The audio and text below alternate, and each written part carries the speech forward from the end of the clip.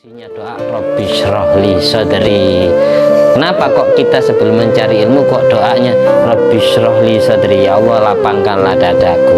Ketika Allah sudah melapangkan dada kita, maka setan tidak akan bisa menembus dada. Karena as-sadru hisnul qalbi, dada adalah pintu gerbangnya hati.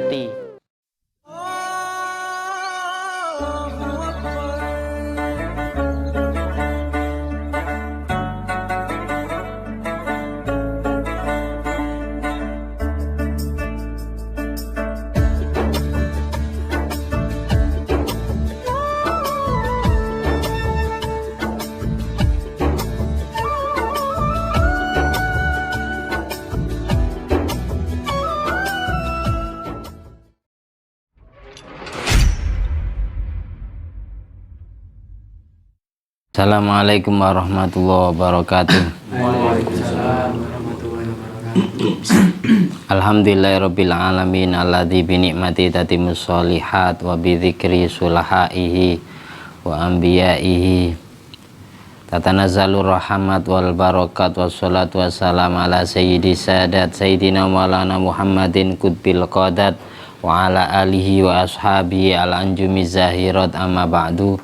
Allahumma sholli ala sayyidina Muhammadin wa ala ali sayyidina Muhammad madanil judi wal karam mambail ilmi wal hilmi wal hikami wa barik wa sallim. Rabbi syrah li sadri wa yassir li amri wa hlul 'uqdatam min lisani yafqahu qawli. Rabbi zidni ilma warzuqni fahma. Allahumma iftah alaina futuhal arifin waj'alna khalisatan liwajhikal karim. Allahumma arzuqna fahman nabiyyin wa ilhamal malaikatil muqarrabin.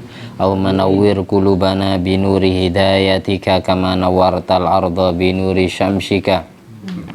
Allahumma inna na'udzubika min ilmin la yanfa' wa qalbin la yakhsha wa amalin la yurfa' wa du'ain la yusma'. Rabbana anfa'na bima 'allamtana rabbi 'allimna alladzi yanfa'una rabbi faqihna wa faqih ahlana wa qarabati lana fi dinina.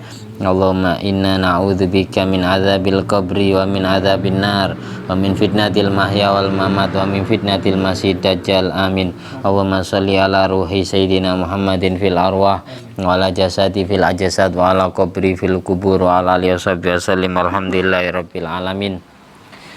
Alhamdulillah, sekarang kita pertemuan yang ketiga kalinya yang membahas tentang kisah perjalanan Isra Mi'rajnya Nabi Muhammad SAW. Semoga ilmu yang kita baca menjadi ilmu yang bermanfaat dan barokah, bisa kita petik hikmahnya dan kita amalkan dalam kehidupan sehari-hari kita, menambahkan keimanan dan ketakwaan hati kita kepada Allah, menjadi batu loncatan menggapai ridhonya Allah dan syafaat Nabi Muhammad SAW, yang menjadi faktor penyebab terampuni dosa-dosa kita, terhapus semua kesalahan kita, tertutup semua aib kita, terangkatnya derajat kita dunia sampai akhirat, menjadi kekasih Allah dan kekasih Rasulullah SAW, dikumpulkan di surga bersama anbiya wa syuhada wal ulama wal aulia, khususnya Nabi Muhammad SAW. Dan segala urusan kita, urusan umat Nabi Muhammad SAW dimudahkan oleh Allah. Hajat, kebutuhan dunia, agama, akhiratnya dikabulkan dengan mudah dan gampang. Dengan barokahnya para nabi, para wali yang kita tawasuli. Bijai Nabi Mustafa wal Mujtaba Muhammadin sallallahu alaihi wa alihi wasallam. Amin. Wa bisri asraril Fatihah. Bismillahirrahmanirrahim. Alhamdulillahirabbil alamin arrahmanir rahim maliki yaumiddin. Iyyaka na'budu wa iyyaka nasta'in ihdinas siratal mustaqim siratal ladzina an'amta 'alaihim ghairil maghdubi 'alaihim waladdallin. Amin. Pada yang kedua kita kirimkan kepada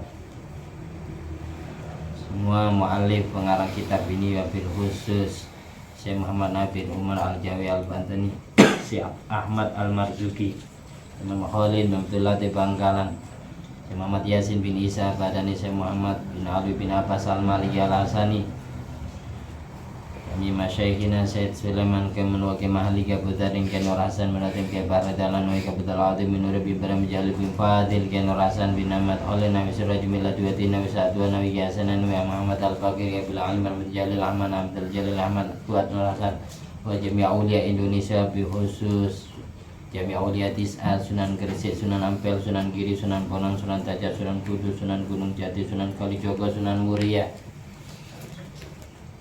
Sulim wa furi mazwaji wa durati malimbati majmain wa jami masyaihim wa jami ashabi ma talamidati wa jami silsilati tariqati masanati manasabi mil hadrati Nabi Muhammadin sallallahu alaihi wasallam wa jami'i walidaina, nama kedua orang tua bapaknya sebut.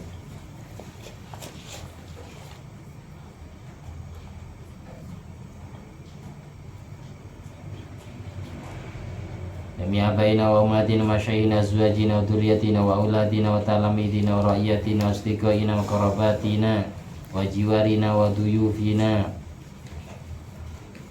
wa ashabina wa ikhwanin biddin minal muslimin wal muslimat wal mu'minin wal mu'minat aina makanu min masyarikil ardi ila magharibi al ahya'i minhum wal amwat maghfirlah marhamu ma'afi ma'afu anhum syai'uli lailana wa lahumul fatihah. Bismillahirrahmanirrahim.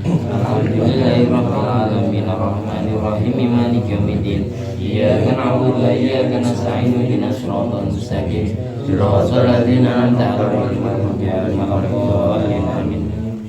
Kitab yang akan kita baca kitab Nurul Ghalam karya Syekh Muhammad Nawawi Banten yang wafat di kota Mekah. Mensarai kitab Aqidatul Awam karya Syed Ahmad Al-Marzuki, halaman 38, 10 baris dari bawah.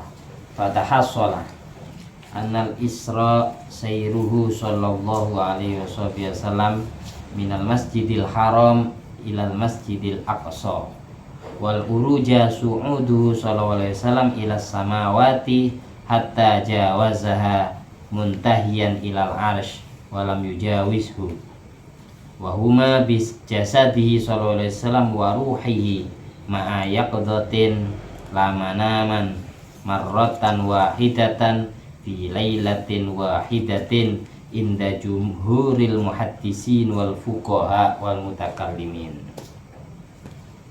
wa tawaradat alaihi dhawahirul akhbarus sahihah akhbari sahihah wala yambagil udulu anhu. Menurut pendapat mayoritas ulama hadis dan ulama fikih dan ulama mutakallimin, ahli tauhid, ahli ideologi,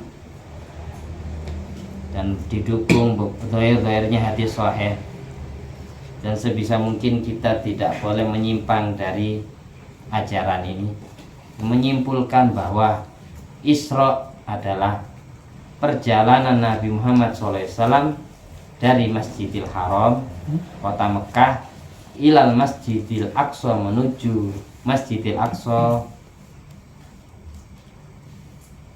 kota Baitul Maqdis atau kota Al-Qudsi, Yerusalem, itu negara Palestina. Jadi dijalankan oleh Allah dari Masjidil Haram, Saudi Arabia, menuju Masjidil Aqsa, negara Palestina. Sedang Mi'raj adalah naiknya Nabi Muhammad SAW dari Masjidil Aqsa menuju langit, menuju Sidratil Muntaha, langit di atas langit 7, sampai melampaui 7 langit tersebut, sampai menuju Muntahiyan ilal Arsy. Batas finishnya adalah Arsy. Arsy ibaratkan bumi ya, hutannya langit, itu Arsy. Walam yujawizu, tapi Nabi tidak melewati Arsy.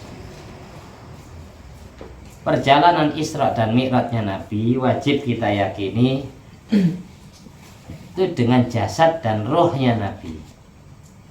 Bukan hanya rohnya saja yang Allah terbangkan, yang Allah jalankan, tapi jasad plus rohnya yang jalan dalam keadaan yaqdhah, sadar, bukan dalam keadaan manaman, tidur. Marratan wahidatan, sekaligus. Fi lailatin wahidatin, dalam 1 malam, bukan 2 malam, bukan 3 malam. Itu menurut pendapat mayoritas ulama hadis, ulama fikih, dan ulama tauhid. Itu pendapat yang pertama. Sedang pendapat yang kedua, wakilah dikatakan waqa'al isra wal mi'raj marratan manaman wa marratan yaqdzatan. Pendapat kedua mengatakan terjadinya Isra dan Mi'raj itu terjadi satu kali dalam keadaan tidur dan satu kali dalam keadaan terjaga bangun. Nanti Isra-nya tertidur, bisa Mi'rajnya terbangun, atau Isra-nya yang bangun, Mi'rajnya yang tidur. Ya, gitu. Itu pendapat yang kedua. Kalau pendapat yang pertama yang didukung oleh beberapa hadis sahih, dohirnya hadis sahih menyatakan Nabi itu Isra dalam keadaan yaqdzah, terjaga bukan tidur. Kalau pendapat yang kedua, sesekali dalam keadaan tidur, setengah tidur, sesekali dalam keadaan setengah bangun. Itu pendapat yang kedua. Wakilah pendapat yang ketiga sekarang, al-Isra fi lailatin wal mi'raj fi lailatin. Terjadinya Isra itu satu malam, Mi'raj juga satu malam, berarti 2 malam. Ini pendapat yang ketiga. Kalau pendapat yang pertama dan kedua satu malam. Pendapat yang ketiga menyatakan Isra itu satu malam, Mi'rajnya juga satu malam. Karena pendapat yang keempat, wakilah al-Isra yaqdzatan wal Mi'raj manaman. Isra itu terjadi dalam keadaan terjaga, Nabi bangun, melek, tidak tidur. Sedang Mi'rajnya Allah tidurkan, langsung diangkat ke langit. Sebagaimana keterangan kemarin ya, Nabi Isra itu pakai kendaraan buruk. Sebelah kanan didampingi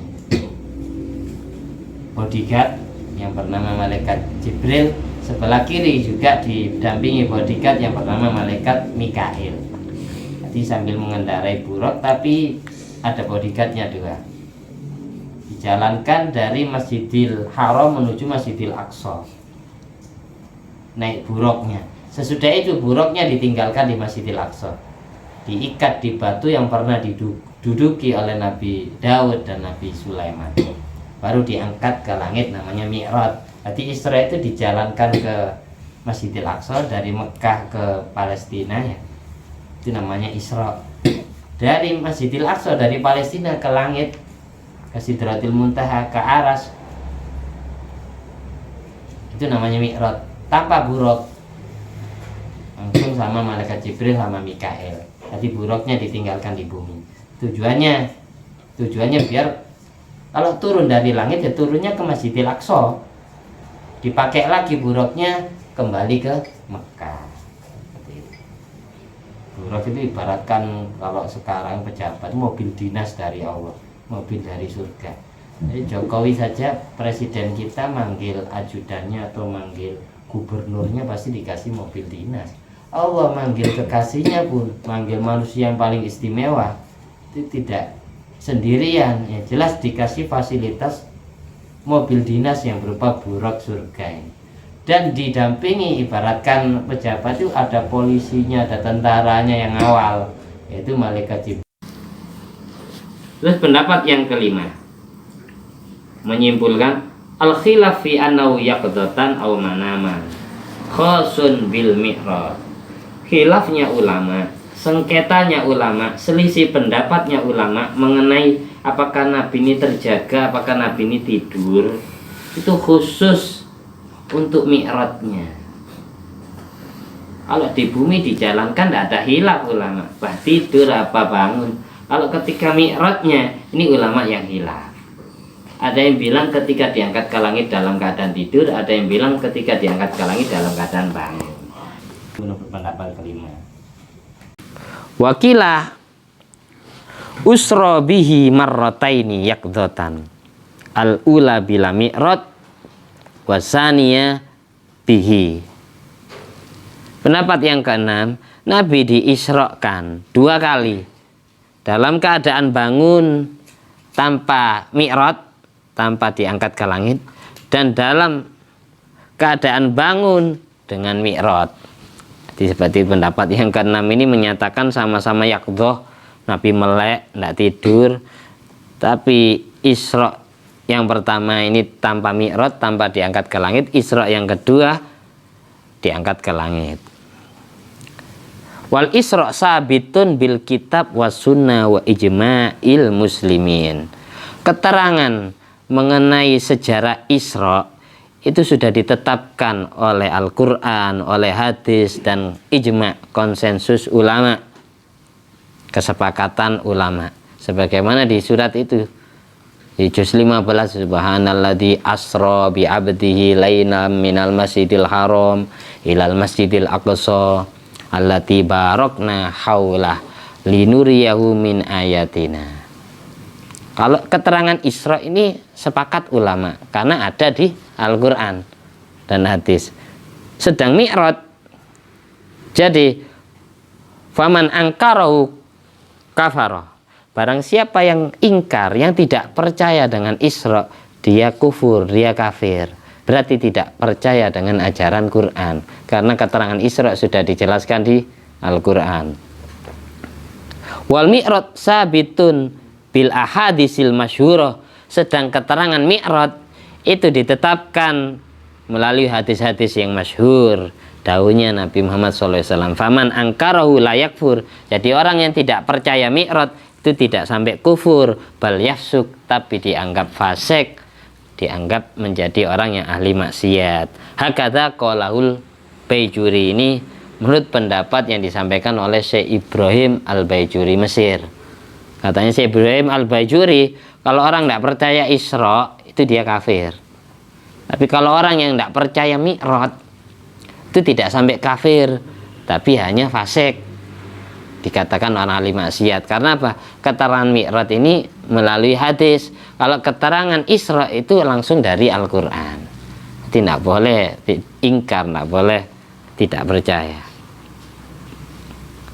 Jadi kejadian yang dialami Nabi Muhammad SAW, Isra dan Mi'raj itu tidak bisa dilogika pakai akal. Harus dimasukkan ke dalam hati sebagai iman kita, iman percaya kepada kejadian ini. Kalau dimasukkan ke akal, ya tidak mungkin percaya. Kenapa? Kemarin kan sudah dijelaskan, Nabi kembali ke Mekah lagi, itu tempat tidurnya, tempat duduknya itu masih belum mendingin.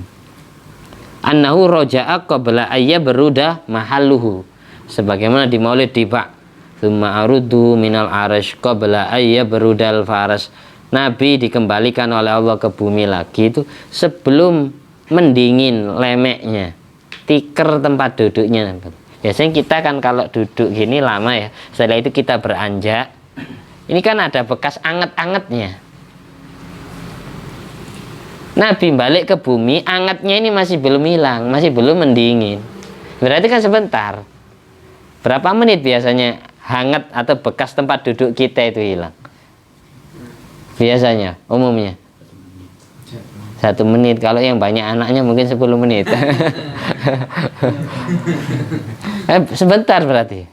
Makanya dulu manusia yang pertama kali percaya dengan kejadian ini Abu Bakar As-Siddiq, Abdullah bin Abi Quhafah, yang kemudian dijuluki, dilakopi dengan sebutan Abu Bakar As-Siddiq, orang yang banyak membenarkan. Karena apa? Dia tanpa dikasih alasan sama Rasulullah SAW langsung percaya. Kalau yang lain masih imam wa imam masih mikir, beneran tak Muhammad ini pergi ke langit? Nggak mungkin lah, waktunya sejenak. Dia cerita kayak gini, menerima wahyu sholat. Tempat duduknya, hangatnya masih belum hilang. Makanya dijuluki As-Siddiq, karena beliau langsung percaya. Itu gara-gara apa? Langsung percaya 100%. Tanpa pikir panjang. Itu imannya Abu Bakar Siddiq. Kalau yang lain masih mikir-mikir benar dan tidaknya. Watalkhisu kissatil Isra wal Mi'raj, ringkasan daripada cerita Isra Mi'raj sebagaimana berikut. Nah, kalau nak nutut kita teruskan di pertemuan yang keempat. Lalu saya urut ini, kita hatamkan bab Isra Mi'raj ini. Annahu atahu sallallahu alaihi wasallam, 2 baris dari bawah. Kita lanjut. Annahu atahu sallallahu alaihi wasallam Jibrilu wa Mikailu wa malakun salisun lam yu'raf ismuhu. Nabi Muhammad sallallahu alaihi wasallam Beliau ini didatangi langsung, didampingi langsung bodyguard 3. Yang pertama malaikat Jibril, yang kedua malaikat Mikail, yang ketiga malaikat yang tidak dikenal namanya. Dimaster oleh Allah. Kila, ada yang bilang siapa malaikat yang ketiga? Wa Ismailu sahibu sama'id dunya. Yang dampingi Kanjeng Nabi, malaikat yang ketiga selain Jibril dan Mikail adalah malaikat Ismail. Bukan hanya Nabi saja namanya Ismail, malaikat pun juga ada yang namanya malaikat Ismail. Siapa malaikat Ismail? Malaikat penjaga langit dunia, yaitu langit lapis atas, yang ditunggu oleh Nabi Adam alaihissalam. Itu ada malaikat sahibu sama'id dunia yang dikenal dengan nama malaikat Ismail. Ada yang bilang yang barengi Jibril dan Mikail malaikat yang ketiga namanya wakila wa Israfil, malaikat Israfil. Malaikat Israfil. Malaikat Israfil itu siapa? Malaikat yang kelak akan niup sangkakala, niup trompet di hari kiamat ya. 2 kali tiupan. Jadi intinya kalau kita simpulkan 3 malaikat yang jadi bodyguardnya. Jibril, Mikail, dan malaikat yang tidak dikenal namanya. Ada yang bilang malaikat siapa namanya tadi? Ismail. Ada yang bilang malaikat Israfil. Dari mana Nabi dimi'ratkan? Di Isra mi'ratkan bil hatim, dalam sebuah tempat yang disebut hatim.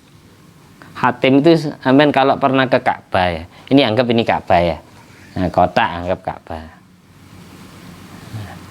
Nah, di sini ini pintu Ka'bah. Ini ada Hajar Aswad, rukun Hajar Aswad. Pojokan, pojok ketemu pojok yang sebelah sini ini namanya rukun Yamani karena negara Yaman ada di selatannya Saudi.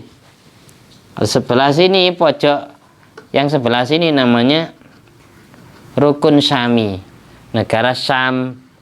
Syam itu ya sekarang ya Palestina, Yordania, Suria, dan Lebanon. Itu rukun Syami. Pojok yang sebelah sini namanya rukun Syami karena posisinya lurus dengan negara Syam, Suria, Lebanon, Palestina, dan Yordania. Pojok yang sebelah sini ini namanya rukun Iraki karena lurus dengan negara Irak dan Iran. Ya gitu. Karena posisi Irak sama Iran ada di sebelah utara Saudi Arabia. Ya gitu. Nanti di pinggiran rukun Syami dan rukun Iraki ini ada sebuah tempat yang bentuknya kayak busur panah. Nah gini, kayak busur panah. Nah, itu namanya Hijr Ismail. Di sini Hijr Ismail. Tempat yang ngitari ini namanya Hatim. Nabi diangkat dari situ.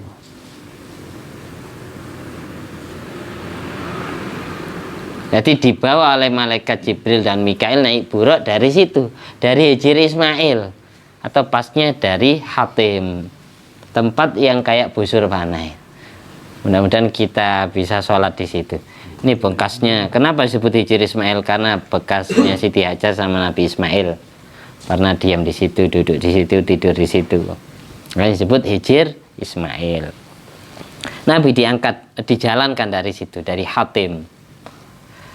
Ausyik bi Abi Thalib. Ada yang bilang bukan dari Hatim, tapi dari rumahnya Abi Thalib.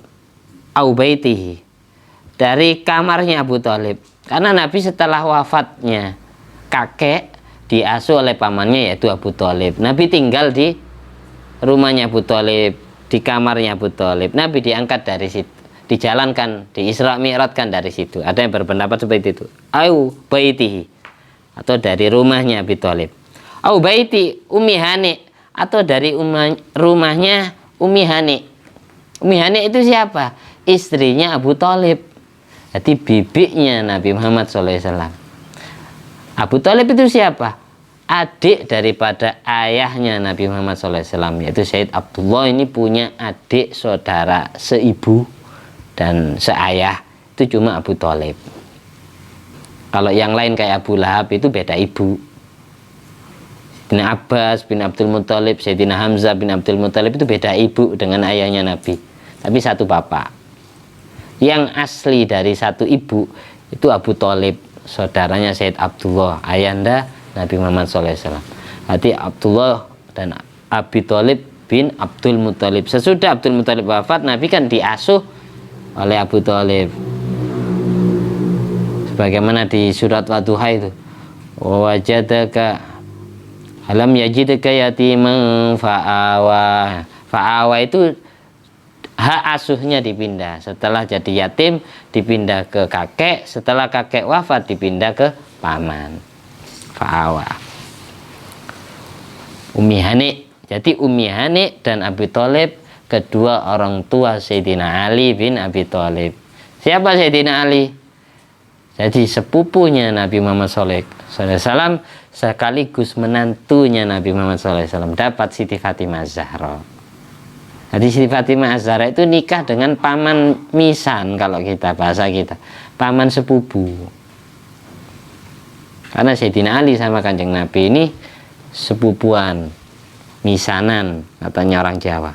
Riwayatun jama'a bainahuma, banyak beberapa riwayat, banyak beberapa versi yang menggabung antara semua riwayat ini. Jadi ada yang bilang dijalankan, di Isra Mi'rajkan dari Hatim, ada yang bilang di Syi'ibnya Abi Thalib, ada yang bilang rumahnya Abi Thalib, ada yang bilang rumahnya Ummi Hani. Karena rumahnya Ummi Hani dengan rumahnya Abi Thalib beda. Meskipun istrinya.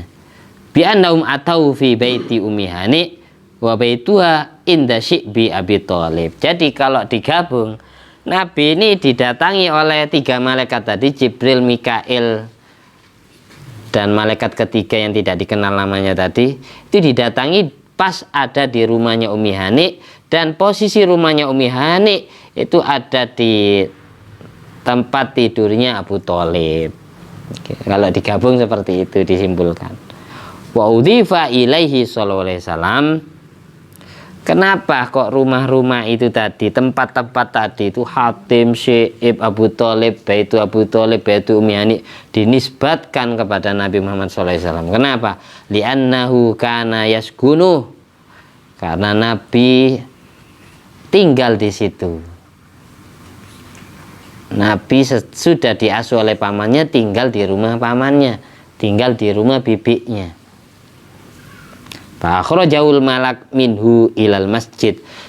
Sesudah oleh malaikat Jibril dikeluarkan dari rumahnya Abu Thalib, Nabi dibawa ke Masjidil Haram. Pasnya di Hatim tadi, pasnya di Hijr Ismail. Nah, Hijr Ismail di sini. Kalau tidak saya gambarkan sampai bingung nanti, kan istilah itu. Rukun itu namanya pojokan. Rukun Hajar Aswad, pojokan pintu Ka'bah yang ini namanya Hajar Aswad, rukun Hajar Aswad. Pojokan sebelah sini rukun Yamani, karena lurus dengan negara Yaman dan Oman. Sebelah sini rukun Syami, karena lurus dengan negara Syam. Negara Syam ini sekarang ini jadi Suriah, Lebanon, Yordan, dan Palestina. Baru ini namanya rukun Iraki, lurus dengan negara Irak dan negara Persia, Iran. Itu. Di sini namanya Hijr Ismail atau Hatim. Dibawa ke situ, diambil dari rumahnya Abu Thalib, dibawa ke situ oleh malaikat Jibril. Fa'adja'ahu fil Hatim.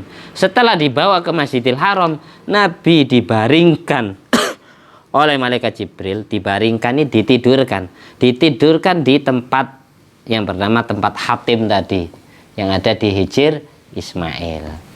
Jadi tembok yang ngitar itu namanya Hatim. Tempatnya ini namanya Hijr Ismail. Jelas ya? Kan biasanya kalau lihat gambar Ka'bah kan ada kayak bunderan-bunderan gini, kayak busir, itu namanya Hatim. Tempat yang ditempati orang-orang sholat itu namanya Hijr Ismail.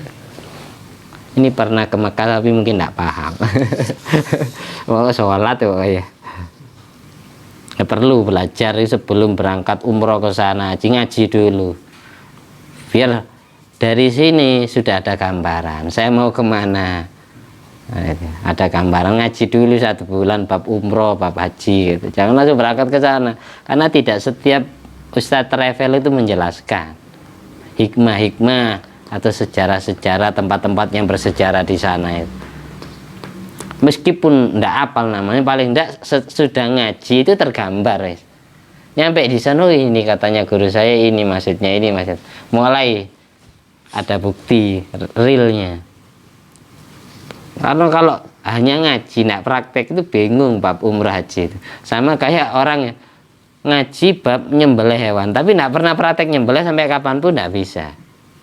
Ada orang ngaji bab mempersiapkan jenazah, cara ngafani, cara memandikan, cara menguburkan. Kalau ndak pernah praktek, ndak mungkin bisa. Kalau hanya belajar ilmunya saja, seperti itu. Kalau nikah tanpa belajar pun tahu cara masukkan. Beda kalau itu. Kalau masalah ini sampean, masalah nyembelih hewan ndak ngaji dulu terus ndak praktek disaksikan gurunya, bisa-bisa sembelihannya haram. Ndak tahu mana yang disembelih, uratnya mana yang harus diputus. Kepalanya langsung nanti. Yang penting mati halal. Nah, kita lanjut. Kenapa Nabi kok dibaringkan di hatim libaqoi athari nu'asin bihi? Karena ada sisa-sisa kantuk yang dialami oleh Nabi Muhammad SAW. Sisa-sisa ngantuk tidurnya, bangun tidur. Tsumma akhadahu, kemudian malaikat Jibril mengambil Nabi wa akhrajahu ilal masjid, dan dikeluarkan ke masjid. Ba'da tamami tayakkudi, setelah betul-betul sempurna terjaganya, bangunnya betul-betul sempurna. Wa ba'da syakki sodrihi wa qalbihi, dan sesudah membelah dadanya Nabi untuk diambil hatinya, wa ghassalahuma, dan dibasuh hatinya, ditambahin nur iman dan nur ilmu pengetahuan.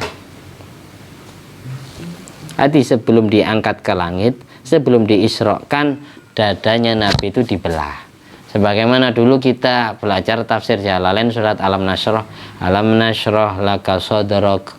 Apakah aku belum membelah dadamu Muhammad, belum melapangkan dadamu Muhammad? Yang dimaksud adalah Allah menyuruh malaikat Jibril dan Mikail membelah dada Nabi 4 kali seumur hidupnya. Diisroh dulu dadanya. Hati dibelah dadanya, setelah itu diambil hatinya, dicuci dengan telaga Kausar, setelah itu ditambahin nur iman dan ilmu, cahaya ma'rifat dan cahaya iman, ya gitu. Lalu dikembalikan lagi. Itu tidak ada sisa-sisa lukanya. Itu 4 kali terjadi dalam diri Nabi. Pertama, pada saat usia 3 tahun atau 4 tahun, sesudah usia anak kecil nyusu, 2 tahun sempurnanya. Itu pada saat berada di dalam naungan ibu susunya, yaitu Siti Halimah Sa'diyah radhiyallahu anha. Itu Nabi dadanya dibelah pertama kali. Yang kedua, dal bulu, ketika menginjak usia balik, mau balik Kanjeng Nabi, baliknya Rasulullah SAW usia 10 tahun. Sebagaimana di kitab Hasyiatus Shawi. Jadi dibelah lagi dadanya ketika balik. Yang ketiga kalinya dibelah dadanya ketika dilantik menjadi Rasul di usia 40 tahun.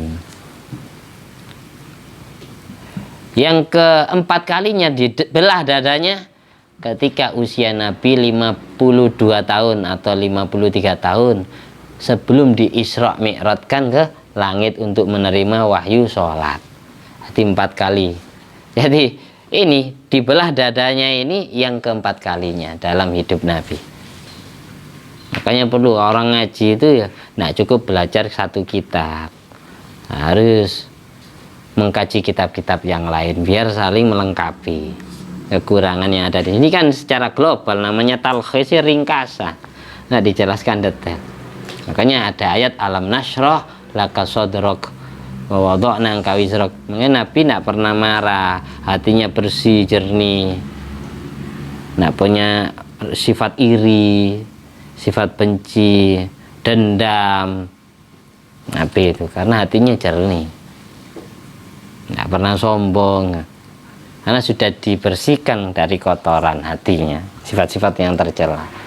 Nah ya disitulah fungsinya doa Rabbi shrah li sadri. Kenapa kok kita sebelum mencari ilmu kok doanya Rabbi shrah li sadri, ya Allah lapangkanlah dadaku.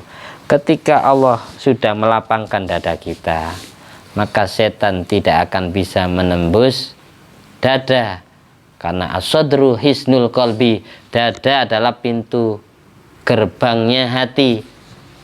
Hati posisinya di sini, lambung kiri, bawah dada sebelah kiri namanya hati. Makanya sholat itu sunat dipegang.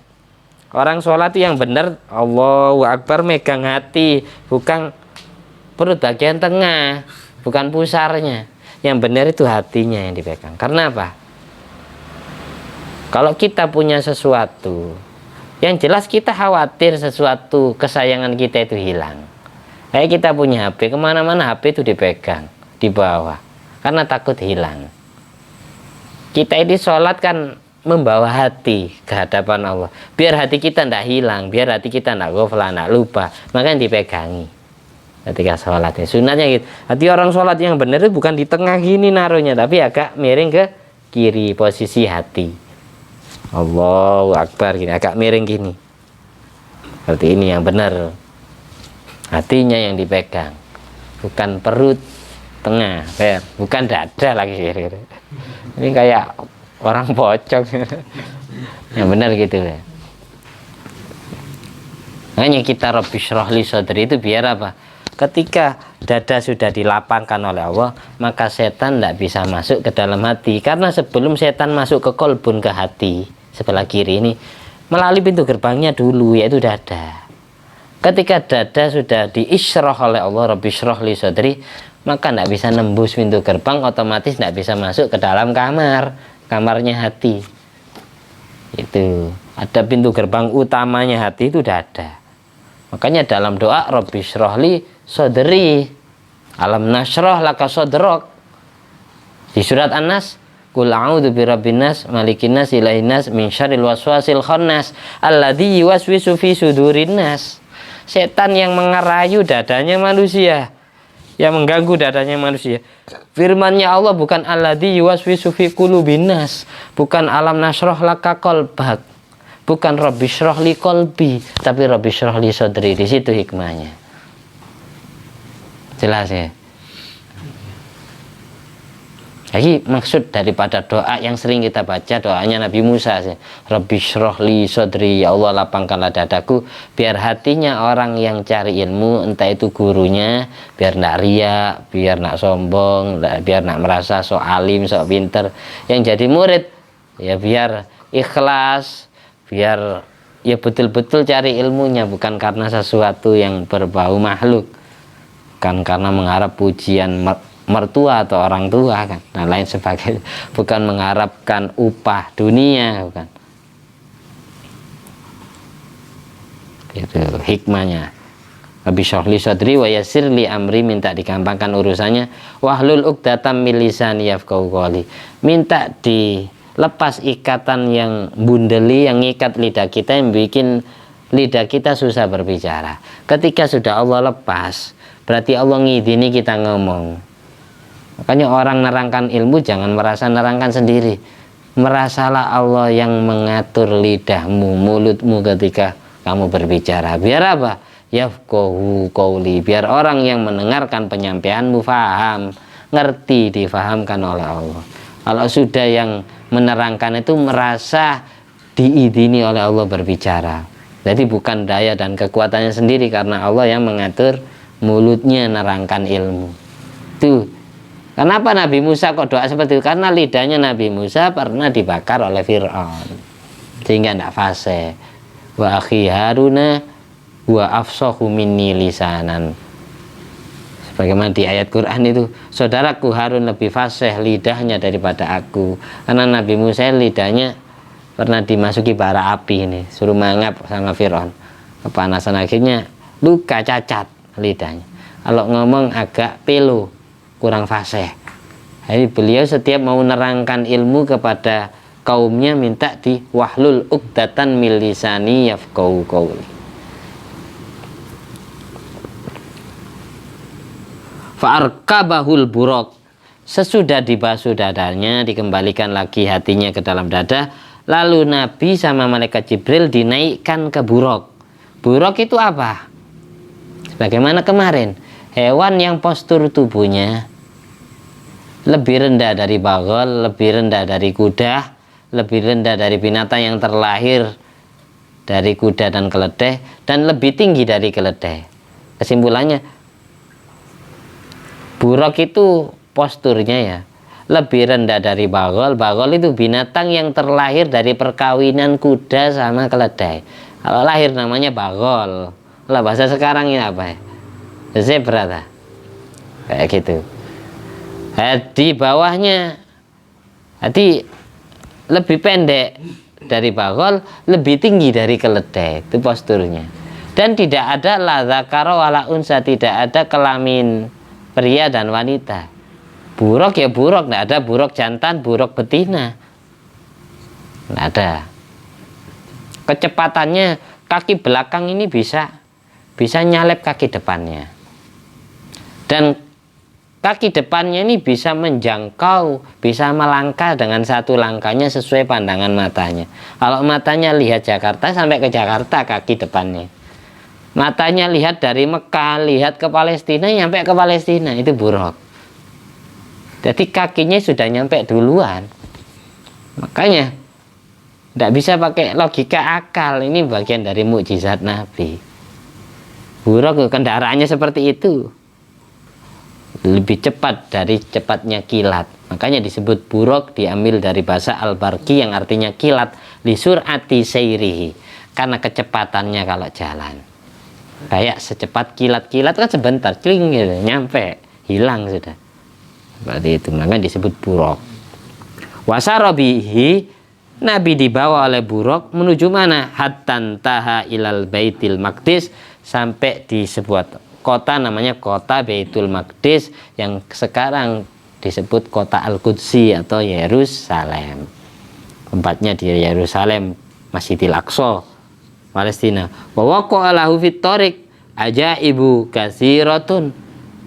Nabi mengalami di pertengahan jalannya dari Mekah ke Baitul Maqdis ini, mengalami keajaiban yang sangat banyak yang tidak terhitung dari saking banyaknya. Wajah fi riwayatin, ada riwayat yang menyatakan anna Jibril raqiba ma'ahu alal buraq. Jibril ikut serta naik ke atas buraq bersama Nabi Muhammad SAW. Wa marra SAW bil Madinah, bahkan Nabi dari Mekah masih lewat Madinah dulu, padahal Nabi belum dihijrahkan ke Madinah, tapi Nabi lewat Madinah. Jadi buraq ini jalan melewati kota Madinah. Fa'amarahu ayanzilah wa yusalli hunaka. Malaikat Jibril nyuruh Nabi turunlah Muhammad di sini, tempati sholat. Nabi sholat 2 rakaat, setelah itu naik ke buraq lagi. Di Madinah ini sebelum dihijrahi sudah ditempati sholatan. Sekarang ya jadi Masjid Nabawi. Hikmahnya di situ. Tempat bekas jadi raudhah, bekas tempat sholatnya Nabi dulu. Ketika di Isra Mi'rajkan, perjalanan Isra menuju Masjidil Aqsa masih lewat Madinah dulu. Setelah itu kita lanjut ke kitabnya. Wa bimadyana fa'amara bidzalik. Ketika nyampe di kota Madyan. Kota Madyan ini ya nama sebuah kota sekarang ya di daerah Ma'an. Ma'an itu di negara Yordania. Apa? Sejarah apa di kota Madyan? Kaum Madyan ini, Madyan itu orang yang tinggal di kota Madyan masih keturunan daripada Madyan bin Ibrahim. Jadi Nabi Ibrahim anaknya 13, tapi yang viral, yang terkenal Nabi Ishak sama Nabi Ismail. Nabi Ismail punya adik namanya Madyan. Madyan ini ada di kota Ma'an, tempatnya di negara Yordania. Di situ tempat Nabi Syuaib alaihissalam, mertua Nabi Musa alaihissalam, berdakwah di situ. di kota Madyan, sekarang Ma'an, Yordan. Jadi bekas kotanya Nabi Syuaib, suruh tempati sholat. Turun sini Muhammad, sholat kamu di sini. Katanya malaikat Jibril. Yang pertama suruh turun di Madinah, setelah itu melanjut perjalanan nyampe di Madyan, di Jordan, suruh turun. Sholat di sini. Ini dulu ada Nabi Allah yang diutus di sini, namanya Nabi Syuaib. Nabi Syuaib bin Mikail bin Yasjir bin Madyan bin Ibrahim. Jadi Nabi Syuaib masih keturunan Nabi Ibrahim alaihissalam. Sama seperti Nabi Muhammad SAW masih keturunan Nabi Ibrahim dari Nabi Ismail bin Ibrahim alaihissalam. Tempati sholat Muhammad di sini. Setelah itu lanjut perjalanan. Fa'amara bidzalik wa bi baiti lahmin allati wulida fihi Isa. Fa'amara bidzalik. Lanjut perjalanan menjumpai kota namanya kota Bethlehem. Sekarang namanya Bethlehem. Bethlehem ini apa? Nama sebuah kota tempat di mana Nabi Isa Al-Masih dilahirkan oleh Siti Maryam binti Imran alaihissalam, alaihissalatu wassalam, dilahirkan tanpa bapak. Jadi tempat kelahiran Nabi Isa suruh kenang sama Allah. Jibril, Muhammad suruh turun di situ. Disitulah Isa Al-Masih dilahirkan oleh ibunya. Suruh turun di Bethlehem. Bethlehem sekarang ini masuk kota, nama sebuah kota di negara Palestina. Nah, itu perjalanan Israel. Nabi suruh sholat di situ. Falamma wasala ila Baitul Maqdis dakhalal masjid minal babil masyriq. Ini kita lanjut besok. Hikmahnya apa kok? Semua tempat-tempat yang mengandung sejarah ini ditempati sholat. Kita pun ya harus niru. Ketika di situ ada sejarah orang-orang soleh terdahulu kita, ada monumental. Oh, kiai saya, guru saya dulu pernah tinggal di sini, pernah sholat di sini. Itu kita abadikan tempatnya itu dengan ditempati sholat. Makanya dulu Sayyidina Umar bin Khattab usul, alangkah baiknya tempat duduknya atau tempat berdirinya Nabi Ibrahim alaihissalam dijadikan tempat sholat, wahai Kanjeng Nabi. Makom Ibrahim dijadikan tempat sholat kalau bisa. Biar orang-orang yang hidup sesudah kita ngerti ini makom Ibrahim. Akhirnya turun Al-Quran ayat yang berbunyi wattakhidhu mim maqami Ibrahim musalla. Jadikanlah makom Ibrahim tempat sholat. Di situ kita suruh niru. Aman punya guru yang wali ya, entah itu Habib, entah itu kiai ya. Datang ke rumah sampean, izinkan sholat di rumah sampean. Setelah itu tempat itu kamu sejarahkan, kamu jadikan monumental, kamu jadikan tempat wiritanmu, tempat sholatmu, biar kita dapat barokah yang Allah titipkan di dalam diri kekasihnya. Nabi diajari seperti itu sama Allah. Oh, ini dulu tempatnya Nabi Syuaib, tempati sholat. Ini dulu tempatnya Nabi Isa dilahirkan, tempati sholat. Kayak gitu. Ini dulu tempat Nabi Ibrahim, tempati sholat, jadikan musola. Ini sebagaimana kemarin saya sampaikan, karena ada yang tidak masuk kemarin. Nah, biar tidak panjang lebar kita ya. Dulu ada nama sahabat Itban bin Malik As-Salimi. Itban bin Malik As-Salimi ini seorang tokoh agama di kampungnya, tapi sayang idza ja'ati suyul syaqqa alayya an atzaza wadiyan baini wa bainal masjid. Nabi katanya sahabat Itban bin Malik As-Salimi, tapi saya ini istiqomah, sering bermakmum, sering sholat di Masjid Nabawi. Tapi kalau sudah kampung saya banjir, kena banjir bandang, saya tidak bisa berangkat ke masjid. Akhirnya saya ngimami kaumku. Kuntu a'umu qaumi Bani Salim. Aku jadi imam untuk rakyatku, orang kampungku, keturunan Bani Salim. Saya tidak bisa berangkat ke Masjid Nabawi kalau sudah banjir bandang. Fa'in ra'aita an ta'tiyani wa tusalli fi baiti makanan atakhidu musolan. Kalau memang diperkenankan, jenengan saya aturi untuk datang ke rumah saya, wahai Kanjeng Nabi, agar jenengan sholat di rumah saya. Katanya sahabat Itban bin Malik As-Salimi. Qala af'al, ya udah aku akan melakukan, katanya Nabi. Faja'anil ghad, akhirnya keesokan harinya Nabi datang, fatabasahu ala khazirah. Setelah disajikan hidangan makanan ringan ya, dan disediakan air banyak. Falamma dakhala, tapi sayang Nabi sesudah sampai di dalamnya sahabat Itban bin Malik As-Salimi, lam yajlis, Nabi tidak langsung duduk di rumah tersebut. Hatta qol, sampai Nabi berkata, ngendikan, aina tuhibbu an tusolliya fi baitik, tempat mana yang kamu senang saya tempati sholat, wahai Itban, mana kiranya saya sholat di mana? Kamu kan pinginnya saya sholat di rumah kamu, mana yang mau kamu jadikan tempat sholat, yang kamu senang kalau saya tempati sholat mana? Fa asyartu ilal maudhi alladhi usolli fih wa sholla fi rak'atain. Akhirnya aku sarankan Nabi sholat di sebuah tempat yang aku sarankan Nabi sholat di situ 2 rakaat. Ini di bagaimana keterangan ini disebut di kitab Usdul Ghobah juz 3 halaman 454, hadis riwayat ulama Ibnu Hibban dan Imam Baihaqi. Hadisnya ini. Jadi kesimpulannya, yang bagi alangkah baiknya, idza jaa waliyun minal auliya ila baitik, kalau ada seorang wali dari kekasih Allah datang ke rumahmu, antatuluba minhu, agar kamu meminta wali tersebut liusolliya fi makanin min baitik, agar sholat di rumahmu, di penjuru mana saja yang kamu sukai, apa di tempat kamu sholat biasa ngimami istrimu dan anakmu, apa di musola kamu tempat sholat ngimami kaummu sendiri, santri-santrimu sendiri. Itu kalau bisa gitu, kita kedatangan kiai yang terkenal wali atau habib yang terkenal wali, perkenankan sholat, jangan sampai hanya diajak ngobrol ngopi.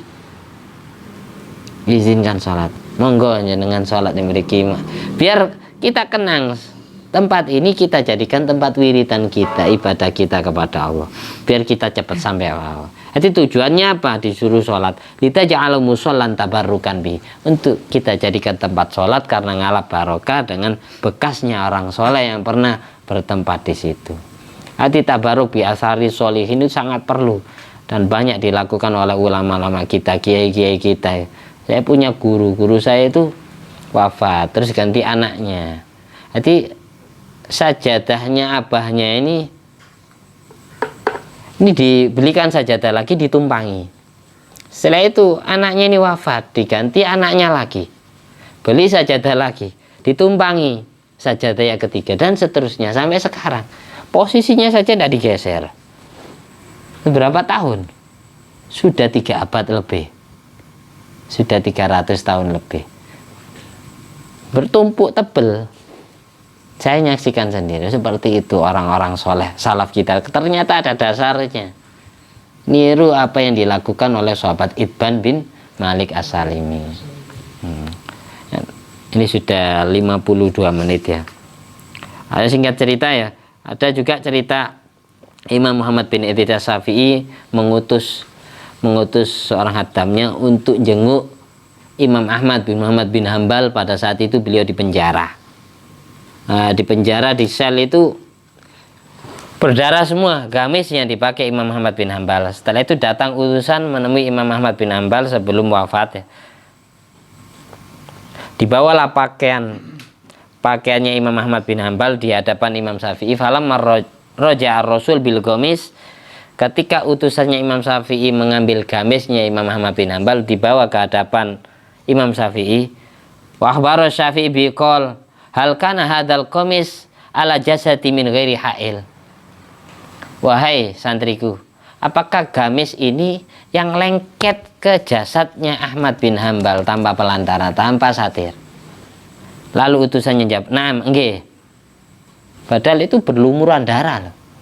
Ini namanya pakaiannya orang yang di penjara. Gara-gara beliau difitnah, ada yang gosip. Nah, salah Al-Quran dulu. Faqabbalahul Imam Syafi'i wa wada'u ala ainaihi thumma sabba alaihil ma' fi ina'in wa arakau fi thumma asarahu wa wada'u salatu indahu fi qarura. Akhirnya pakaiannya Imam Ahmad bin Hambal, padahal Imam Ahmad bin Hambal rahimahullah ta'ala ini muridnya Imam Syafi'i. Karena Imam Syafi'i yakin muridnya ini orang soleh, walinya Allah ya. Ambil pakaiannya murid ini, gamisnya diciumi sama Imam Syafi'i. Setelah diciumi, gamisnya dibasuh, disucikan dari najisnya. Setelah itu, setelah suci, dibasuh lagi, air basuhannya diwadai botol sama Imam Syafi'i. Sesudah terwadai botol, fakana kullu man marido min ashabi yursilu lahu syai'an min tilkal ghusala. Setiap ada santrinya Imam Syafi'i yang sakit, langsung dikirimi air setetes daripada air bekas basuhan pakaian Imam Ahmad bin Hambal ini. Dikirimi. Faida masahabi jasadahu. Setiap air itu diusapkan jasadnya orang yang sakit, ufiya min marodi liwakti. Sejak itu pula langsung dikasih kesembuhan. Ini keterangannya ada di kitab Tambilun Mughtarin halaman 35. Kita mengenang jasa orang soleh, ngambil barokah tempatnya orang soleh, pakaiannya orang soleh itu sangat perlu. Jadi kalau ada titipan, intinya sangkolan, pemberian leluhur kita, yang leluhur kita ini orang soleh, itu jangan diberikan ke orang. Kamu kenang sendiri. Kalau memang orang lain itu pingin ngalah barokah, ya kasih bekas airnya dan seterusnya. Dan kita dapat barokahnya para guru-guru kita, para wali-wali kita, sehingga kehidupan kita semakin hari semakin baik. Kita diberi pasangan hidup yang serasi dalam urusan agama, dunia dan akhiratnya, diberi anak keturunan yang soleh solihah, yang menjadi penerus perjuangan dakwahnya Nabi Muhammad SAW sampai akhir zaman, diselamatkan dari siksa kubur, siksa api neraka, dari fitnah ujian cobaan di saat masih hidup maupun di saat meninggal dunia, dan dari fitnah dajjal. Amin. Al-hadiniyat ala kunyatin sholih ala kulli man wasallahu sholih bi barakat jamil anbiya wal auliya wasyuhada wassolihin bi jainabil mustafa wal mujtaba Muhammadin sallallahu alaihi wasallam. Amin. Bi sirri asraril Fatihah. A'udzu billahi minasyaitonir rajim. Bismillahirrahmanirrahim. Alhamdulillahirabbil alamin arrahmanir rahim maliki yaumiddin. Iyyaka na'budu wa iyyaka nasta'in ihdinas siratal mustaqim siratal ladzina an'amta 'alaihim ghairil maghdubi 'alaihim waladdallin. Amin. Allahumma shalli 'ala sayyidina Muhammad wa 'ala ali sayyidina Muhammad. Alhamdulillah alladzi at'amani hadzal ilma wa razaqani min ghairi haulin minni wala quwwatin bifadli subhana rabbika rabbil izzati amma yasifun wa salamun alal mursalin walhamdulillahi rabbil alamin. Wassalamualaikum warahmatullahi wabarakatuh.